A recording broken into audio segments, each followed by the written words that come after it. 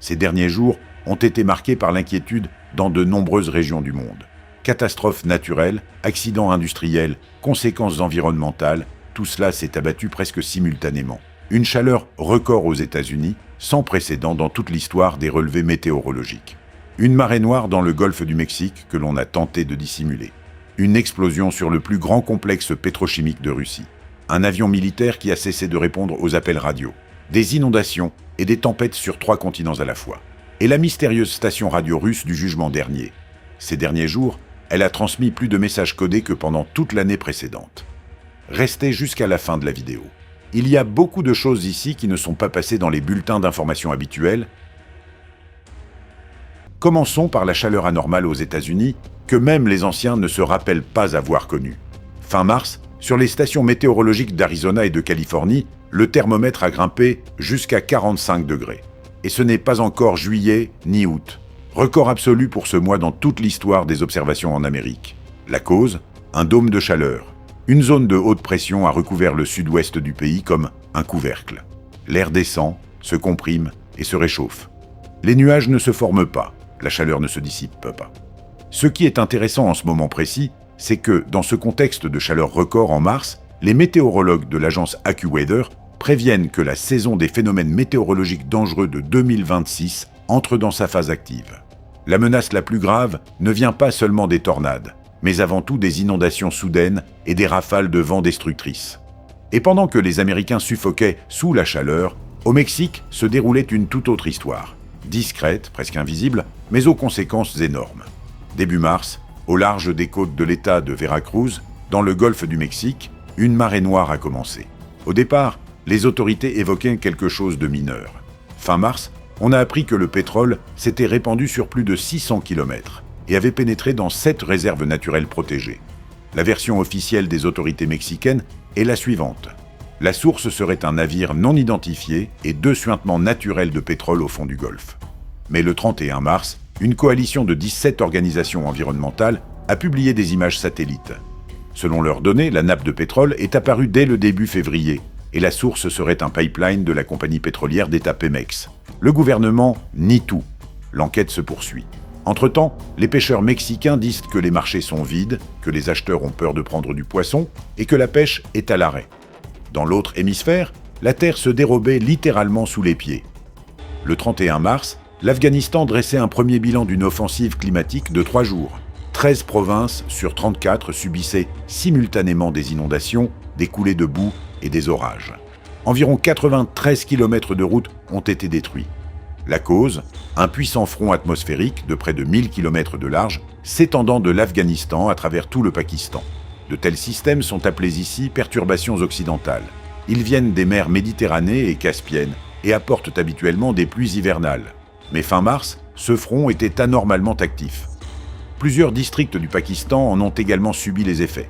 Simultanément, les données en provenance d'Irak ne cessèrent de s'aggraver. Depuis le 30 mars, de fortes pluies ont provoqué des inondations dans 10 provinces à la fois. Plus de 30 et 1000 personnes ont été touchées. Environ 7500 personnes ont dû quitter leur domicile. C'est beaucoup, mais pour l'Irak, la situation est fondamentalement différente de celle de l'Afghanistan. L'Irak souffre du problème inverse. Des années durant, le pays a connu la sécheresse. Le Tigre et l'Euphrate s'asséchaient. Des tempêtes de poussière recouvraient Bagdad, et voilà maintenant les inondations. La raison ? Les sols dégradés, desséchés par des années de chaleur, n'absorbent tout simplement pas l'eau. Elle ruisselle en surface, comme sur de l'asphalte. Le tableau n'est pas moins alarmant au Mozambique, bien que la crise y dure déjà depuis quelques mois. Depuis le début mars, les pluies ne s'arrêtent pas un seul jour. À ce jour, plus de 724 000 personnes ont été touchées. Les îles Canaries, ce territoire espagnol dans l'Atlantique, où le climat est habituellement doux tout au long de l'année. Mais environ une semaine avant le 25 mars, la tempête Teresa y a débarqué. De fortes pluies ont provoqué des inondations et des coulées de boue. Grande Canarie a été particulièrement touchée. Plusieurs districts se sont retrouvés entièrement coupés du monde extérieur. Les routes ont été emportées, des ponts endommagés. Rien que sur cette île, plus de 3000 personnes ont été évacuées. Ce qui est le plus remarquable dans cette histoire, c'est la méthode d'acheminement des secours. Des denrées alimentaires et des médicaments ont été livrés dans les zones isolées par drone. il s'agit en pratique de l'un des premiers cas à grande échelle d'opérations humanitaires par drones en Europe, dans des conditions de véritable catastrophe naturelle. Le service météorologique de l'île a déclenché le code orange de danger pour Grande Canarie et La Palma. Une partie des vols a été annulée. Pendant ce temps, une tempête a balayé l'Europe. Dans 3 régions croates, le niveau d'alerte météorologique le plus élevé a été déclenché. Un blizzard, accompagné de rafales de vent, a paralysé la circulation des camions sur l'axe entre les régions intérieures et le littoral adriatique. Sur les routes côtières, la vitesse du vent a atteint le niveau de tempête. La circulation sur les ponts est devenue dangereuse. Des scientifiques croates ont commenté les événements en ces termes. De tels phénomènes ne peuvent plus être considérés comme des anomalies. Au rythme actuel, ils pourraient se répéter bien plus souvent. À peu près au même moment, l'Espagne voisine a reçu sa part. En Catalogne, le 31 mars, des rafales de vent ont abattu des arbres, arraché des toitures et endommagé des routes dans plusieurs municipalités de la province de Gérone. Difficile à croire, mais au même moment au Moyen-Orient, des pluies torrentielles s'abattaient. Émirats arabes unis, Arabie saoudite, Iran, Qatar, des régions où la pluviométrie annuelle dépasse rarement ce qui tombe en une journée. Dubaï et Sharjah ont été submergés. Les pluies étaient accompagnées d'orages, de grêles et de rafales de vent. Dans les prochains jours, les météorologues mettaient en garde contre de possibles tornades et tempêtes de sable. Par ailleurs, en Équateur, l'état d'urgence national a été déclaré pour 60 jours. Le pays a déjà connu plus de 1500 événements météorologiques extrêmes. Les 24 provinces du pays et plus de 85% des municipalités ont été touchées. 19 ponts se sont effondrés, 844 écoles et 31 centres médicaux ont été endommagés. Fin mars, l'Équateur continue de lutter contre les conséquences et les pluies ne s'arrêtent pas. Et voici un fait important qui ne figure généralement pas dans les informations. En 2026, le nombre de glissements de terrain meurtriers dans le monde a déjà dépassé la moyenne à long terme et le chiffre record de 2024. Et ce, en seulement quelques mois. Le 31 mars, une explosion a retenti à l'usine Nijnekamsk-Neftekhim. Elle a été entendue à plusieurs pâtés de maisons à la ronde. Dans les immeubles d'habitation, des vitres ont été soufflées, les alarmes de voitures se sont déclenchées dans les rues. Un panache de fumée noire était visible depuis n'importe quel point de la ville. L'aéroport de Beguichevo a immédiatement activé le plan tapis, cessant d'accueillir et de laisser partir des aéronefs. L'explosion s'est produite dans l'atelier de production de caoutchouc synthétique. Lors de travaux pour éliminer une dépressurisation de l'équipement, un mélange gazeux s'est enflammé et a explosé. La superficie de l'incendie a dépassé 2000 m². Le feu a été classé au niveau maximal de complexité. Le matériau qui brûlait résiste mal à l'extinction par l'eau et la mousse. L'usine Nijnekamsk-Neftekhim est l'un des plus grands producteurs mondiaux de caoutchouc synthétique. La surveillance de l'air, selon les données officielles, n'a révélé aucune menace pour les habitants, bien que les riverains se soient plaints d'une forte odeur chimique. Ce même jour, un avion de transport militaire AN-26 a perdu tout contact radio au-dessus de la Crimée. Il effectuait un vol de routine. Dans la nuit du 31 mars au 1er avril, une équipe de recherche et de sauvetage a découvert le lieu de la catastrophe. L'avion s'était écrasé contre une falaise. À son bord se trouvaient 6 membres d'équipage et 23 passagers. Selon les premières données du ministère de la Défense, la cause serait une défaillance technique. Aucun signe d'intervention extérieure n'a été constaté. Le comité d'enquête précise que l'avion s'est écrasé dans la zone du village de Kouibychevo, dans le district de Bakhchisarai, en Crimée. Les communications ultérieures des médias fédéraux ont précisé qu'il s'agissait d'un terrain montagneux et boisé. L'appareil accidenté appartient à la classe des avions de transport polyvalents. L'An-26 est un avion soviétique puis russe conçu par Lockheed B-153 dans les années 60. Développé sur la base du passager An-24, il se distingue par une masse au décollage accrue, une partie arrière du fuselage repensée avec une grande trappe de chargement et un hublot de navigation latérale caractéristique offrant une vue panoramique. Aux États-Unis aussi, les accidents industriels n'ont pas manqué. Dans l'État du Minnesota, un accident ferroviaire s'est produit qui pouvait au premier abord sembler banal. À 1h du matin, dans la petite ville de Raymond, un train de marchandises de la compagnie BNSF a déraillé. 22 wagons, dont certains transportèrent de l'éthanol. 4 citernes d'éthanol ont été endommagées et ont pris feu. L'incendie a brûlé pendant plus de 9 heures. Toute la ville a été évacuée obligatoirement, car toutes les habitations se trouvèrent dans un rayon de 800 mètres du site de l'accident. La cause du déraillement est en cours d'établissement. Fait intéressant. C'est déjà le deuxième accident de train de cette compagnie dans le Minnesota en moins de 24 heures.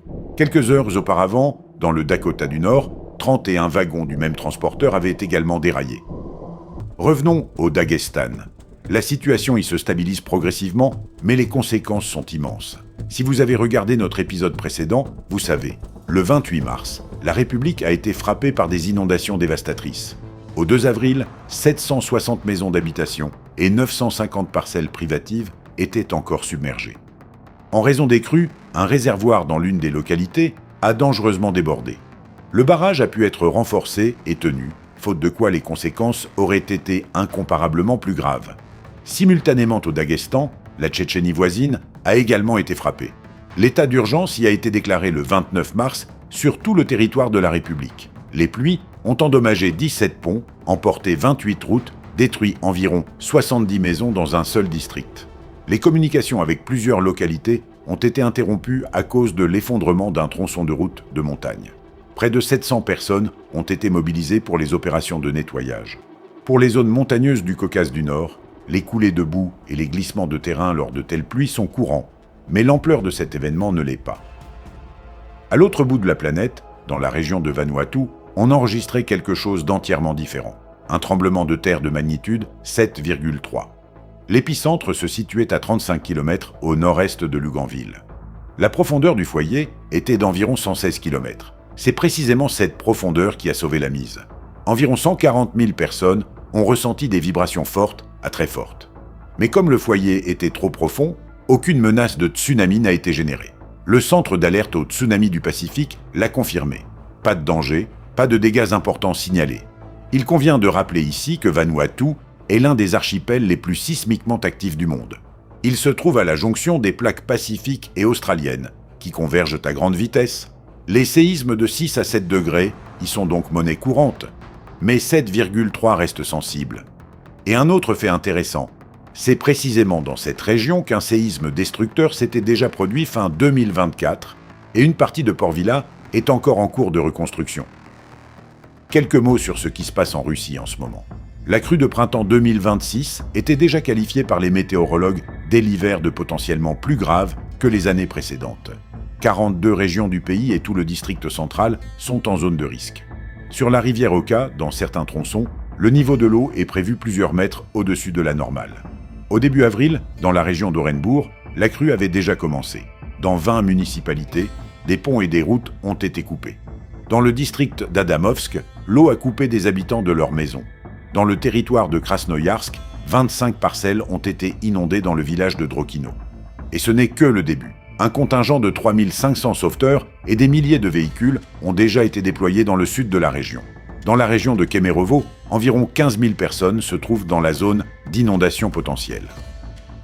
Et pendant que nous suivions les crues, les cyclones et les explosions d'usines, quelque chose d'étrange se passait sur les ondes secrètes. La station radio du jugement dernier est à nouveau entrée en onde. Il s'agit de l'émetteur russe à ondes courtes UVB76, surnommé populairement le bourdonnement.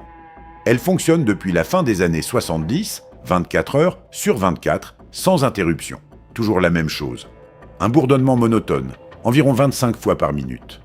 Année après année. Aucun commentaire officiel sur la vocation de cette station n'a jamais été émis en Russie.